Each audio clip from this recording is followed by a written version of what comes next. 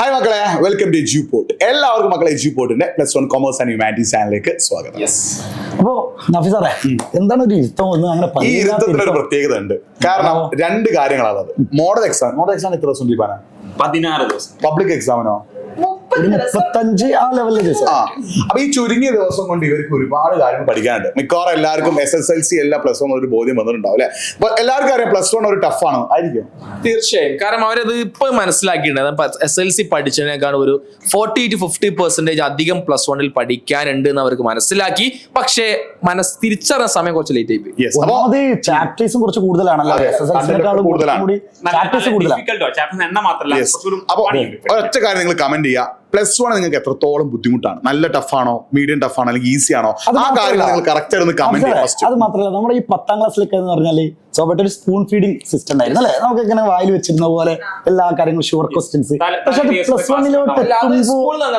സ്കൂളിൽ PTA meeting ആയിക്കോട്ടെ, അല്ലെങ്കിൽ കൊടുക്കുന്ന നൈറ്റ് ക്ലാസ്, രാവിലത്തെ മോർണിംഗ് ക്ലാസ്, അങ്ങനെ വല്ലാണ്ട് പോലെ ഓവർ ഹൈപ്പിലേക്ക് എത്തി SSLC. പിന്നെ +1 എത്തിയ പോലെ തിരിഞ്ഞു നോക്കൂല. അതൊരു വലിയ കുട്ടികളായി എന്നുള്ള ഒരു സിസ്റ്റത്തിലേക്ക് ഇങ്ങനെ പോയി. ഒന്നാമത് നമുക്ക് ഉപദേശങ്ങൾ പറ്റാത്ത പ്രായമാണ്. അപ്പൊ ചുരുക്കി പറഞ്ഞാൽ +1 നിങ്ങൾ കുറച്ചൊരു ബുദ്ധിമുട്ടിലാണ്. അതായത് നിങ്ങൾക്ക് സബ്ജക്ട് ടഫ് ആയിരിക്കും, അല്ലെങ്കിൽ പഠിച്ചത് മനസ്സിലാവുന്നില്ല, ഒരുപാട് പഠിക്കാനുണ്ട്, അങ്ങനെ ഒരുപാട് പ്രോബ്ലംസ് നിങ്ങൾ ഉണ്ടാവും. നിങ്ങൾ നിങ്ങളുടെ പ്രോബ്ലംസ് കറക്റ്റ് ആയിട്ട് ഒന്ന് കമന്റ് ചെയ്യുക. അപ്പൊ പ്രോബ്ലംസ് നമ്മൾ എന്ത് കൊടുക്കണം? സൊല്യൂഷൻ വേണല്ലോ. അതെ, സൊല്യൂഷൻ കൊടുക്കാൻ നമ്മളിവിടെ ഉണ്ടല്ലോ. +1നെ കുറിച്ച് കമ്പയർ ചെയ്യുമ്പോൾ ഒരുപാട് പ്രശ്നങ്ങൾ അവിടെ ഉണ്ട്. കാരണം കുട്ടികൾക്ക് അറിയാത്ത കുറെ കാര്യങ്ങളുണ്ട്. നമ്മൾ ഹൈസ്കൂൾ ആണെങ്കിൽ 8, 9 നല്ല കളിച്ചിട്ട് 10 നന്നായി അടിപൊളി പഠിക്കാൻ നോക്കും.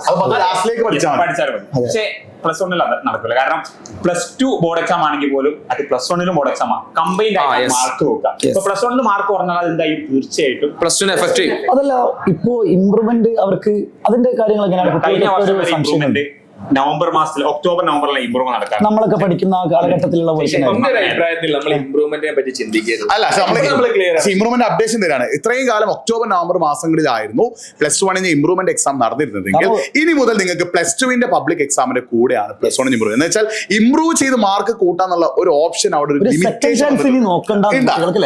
കാരണം +2 ഒരിക്കലും ഒരാൾ പോയിട്ട് ഇംപ്രൂവ് ചെയ്യാൻ നിൽക്കില്ല. കാരണം ആ എക്സാം അല്ലെങ്കിൽ +2 എന്താന്നുള്ളത് അറിയാലോ അല്ലേ? ആ സമയത്ത് പോയിട്ട് ഒരിക്കലും പോയിട്ട് പിന്നെ അത് മാത്രല്ല, +2 കാര്യം എന്ന് പറഞ്ഞാൽ ഒരു സീനിയോറിറ്റി വന്ന് പിന്നെ ഒരു അവിടുത്തെ കിങ്ങാവാ ടൂറ്, കരച്ചില്, അത് ഇത്, പിന്നെ കാണാനുള്ളവരെ കാണണം, അങ്ങനെ കുറെ കാര്യങ്ങൾ. +2 ലാസ്റ്റിലേക്ക് കടന്ന് പഠിക്കാനുള്ളത് ഒരു പോസിബിലിറ്റി കുറഞ്ഞ കാര്യം. അപ്പൊ നിങ്ങൾ ഏറ്റവും നന്നായി ചെയ്യാൻ പറ്റുന്നത് +1 വളരെ നന്നായിട്ട് പഠിച്ച് അതിന്റെ മാക്സിമം മാർക്ക് സ്കോർ ചെയ്യാന്നുള്ളതാണ്. അതിന് ഇവർക്ക് എന്തൊക്കെ ചെയ്യാൻ പറ്റും? അതിൽ ഒരു കാര്യം കൂടി ഉണ്ട്. നമ്മളെ SSLCക്ക് 91 മാർക്ക് കിട്ടി കുട്ടിക്കും 99 മാർക്ക് കിട്ടി കുട്ടിയാണെങ്കിൽ അത് നല്ല ഒരു പോയിന്റ് ആണ്. അത് കറക്റ്റ് എന്താന്ന് വെച്ച് കഴിഞ്ഞാൽ ഒരുപാട് കുട്ടികൾക്ക് ശ്രദ്ധിക്കേണ്ടത് 10ാം ക്ലാസ്സിൽ ഈ സംഭവം എന്ന് പറഞ്ഞാൽ എല്ലാവർക്കും A+. പക്ഷെ അത് ഭയങ്കര മാറ്റം. അതൊന്ന് കറക്റ്റ് ഒന്ന് പറഞ്ഞിട്ട്. മാത്രമല്ല, കഴിഞ്ഞ വർഷത്തെ കാലിക്കറ്റ് യൂണിവേഴ്സിറ്റി ഏറ്റവും ബെസ്റ്റ് കോളേജിൽ BComന് ഫുൾ മാർക്ക് കിട്ടി. അതായത് 1200 മാർക്ക് കിട്ടിയ കുട്ടിക്ക് പോലും ഫസ്റ്റ് അലോട്ട്മെന്റിൽ BComന് അഡ്മിഷൻ കിട്ടി.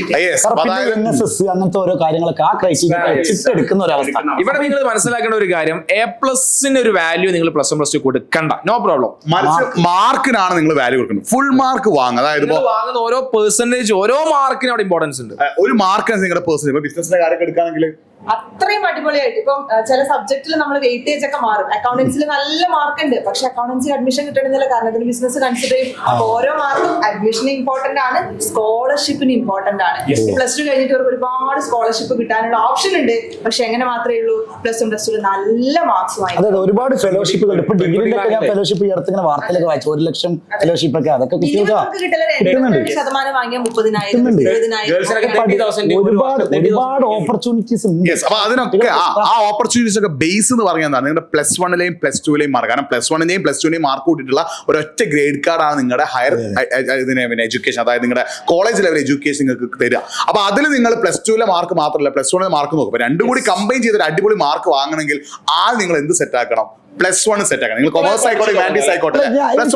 ഒരുപാട് കുട്ടികൾ ഇങ്ങനെ മെസ്സേജ് അയക്കാറുണ്ട്, സാറേ ഇന്ന് പഠിച്ചു തുടങ്ങിക്കഴിഞ്ഞാൽ, ചിലപ്പോൾ ഇന്നലെ ആയിരിക്കും, പക്ഷെ ചോദിക്കുന്നത് ഇന്ന് പഠിച്ചു തുടങ്ങിക്കഴിഞ്ഞാൽ ഞങ്ങൾക്ക് കിട്ടും? അല്ലെങ്കിൽ അതിനുള്ള ഉത്തരം പാസ്റ്റ് ഈസ് പാസ്റ്റ്. കഴിഞ്ഞത് കഴിഞ്ഞു. ഇത്രയും കാലം നിങ്ങൾ പഠിച്ചില്ല ഞാൻ ചോദിക്കുന്നില്ല. ഇനി എന്ത് ചെയ്യണം എന്നുള്ളത്, ഇനിയെങ്കിൽ നിങ്ങൾ എന്ത് ചെയ്യുക? കറക്റ്റ് ആയിട്ട് പഠിക്കണം, പഠിക്കേണ്ട കാര്യങ്ങൾ തീരുമാനിക്കണം. അതിനൊക്കെയുള്ള ഒരു കിടിലം പ്ലാനുമായിട്ടാണ് നമ്മുടെ വരവ്.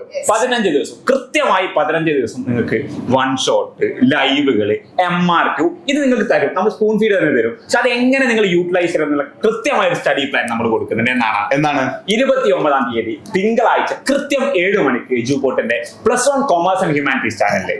യെസ്, അപ്പൊ തിങ്കളാഴ്ച കണ്ട കാഴ്ച സന്തോഷ കാഴ്ചയാണ്. അപ്പോൾ ജനുവരി 29 തിങ്കളാഴ്ച രാത്രി കൃത്യം 7 PM എജുപോർട്ടിന്റെ +1 കൊമേഴ്സ് ആൻഡ് ഹ്യൂമാനിറ്റീസ് ചാനലിലൂടെ നമ്മൾ അത് സെറ്റ് ആക്കി തരും. നിങ്ങൾക്ക് +1 ഒരുപാട് പേടിയുണ്ടെങ്കിൽ ആ പേടിയൊക്കെ തീർക്കാനുള്ള മൊത്തം കാര്യങ്ങളുമായിട്ടാണ് നമ്മൾ അന്ന് വരുന്നത്. സോ അന്നത്തേക്ക് നിങ്ങൾക്ക് സ്പെഷ്യൽ ആയിട്ട് എന്തെങ്കിലും വേണമെങ്കിൽ അതും കൂടി എന്ത് ചെയ്യാം, ഇവിടെ കമന്റ് ചെയ്യാം. നിങ്ങൾ മാത്രം വന്നാൽ പോരട്ടോ, നിങ്ങളുടെ എല്ലാ ഫ്രണ്ട്സും ഈ ഒരു ലൈവ് നമ്മളിവിടെ സ്റ്റാർട്ട് ചെയ്യുന്നുള്ളത് നിങ്ങളെ ക്ലാസ്സിൽ ഒരു കുട്ടി പോലും അറിയാതിരിക്കാൻ പാടില്ല. യെസ്, അതായത് കേരളത്തിൽ +1 കൊമേഴ്സ് ആൻഡ് ഹ്യൂമാനിറ്റീസ് പഠിക്കുന്ന മൊത്തം സ്റ്റുഡൻസ്, നിങ്ങളുടെ ഫ്രണ്ട് സർക്കിൾ ഉണ്ടാവും, നിങ്ങൾക്ക് വേറെ ഗ്രൂപ്പുകൾ ഉണ്ടാവും, ആ ഗ്രൂപ്പ് ഈ ഗ്രൂപ്പ് മറ്റേ ഗ്രൂപ്പ് മറിച്ച ഗ്രൂപ്പ് ഉണ്ടാവും, അതിലൊക്കെ നിങ്ങളുടെ +1 കസിൻസ് ഒരുപാട് കുട്ടികൾ കമന്റ് ചെയ്യലുണ്ട്. നിങ്ങളെ ഉള്ളൂ ഓരോ എക്സാമിന് വരുമ്പോൾ അതൊക്കെ കേൾക്കുമ്പോൾ ഭയങ്കര സന്തോഷമാണ്. നിങ്ങളെ കൂടെ ഞങ്ങളുണ്ട്. പക്ഷെ ഞങ്ങളെ കൂടെ നിങ്ങൾ ഉണ്ടാവണമെങ്കിൽ നിങ്ങളെ കൂടെ ഞങ്ങൾ ഉണ്ടാവണമെങ്കിൽ എന്ത് ചെയ്യണം, നിങ്ങൾ പരസ്പരം എല്ലാവരും ഇത് അറിയിക്കണം. അപ്പൊ നിങ്ങൾ കറക്റ്റ് ആയിട്ട് എന്ത് ചെയ്യുക, ഫ്രണ്ട്സിന് മൊത്തം ഷെയർ ചെയ്യുക.